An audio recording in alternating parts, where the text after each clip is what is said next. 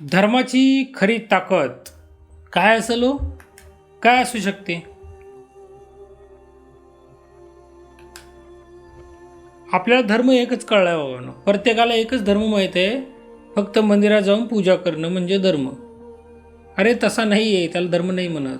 जर एखादा लुटारू तुमच्या घरात घुसून तुम्हाला मारतोय, तर तुमची ती भक्ती काय कामाची आहे सांगा बघू.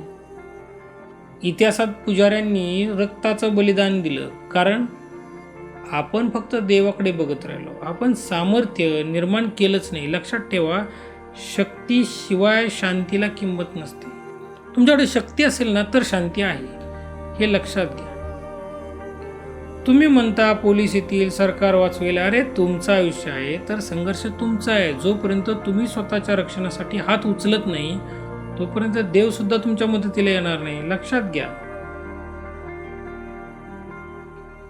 नुसत्या पूर्वजांच्या शौर्यांच्या गोष्टी सांगून पोट भरत नाही. आज आपल्याला अर्जुन बनावं लागेल. गरज पडली तर छत्रपती शिवाजी महाराज व्हा.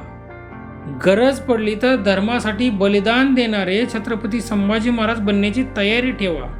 हे लक्षात घ्या. शक्तिहीन लोकांचा आवाज कोणीही ऐकत नाही. जर अस्तित्व टिकवायचं असेल तर धर्माला शक्ती द्या. स्वतः सक्षम व्हा. धर्म रक्षिती रक्षिता. उठा आणि स्वतःच्या रक्षणासाठी सज्ज व्हा. धर्माच्या रक्षणासाठी सज्ज व्हा.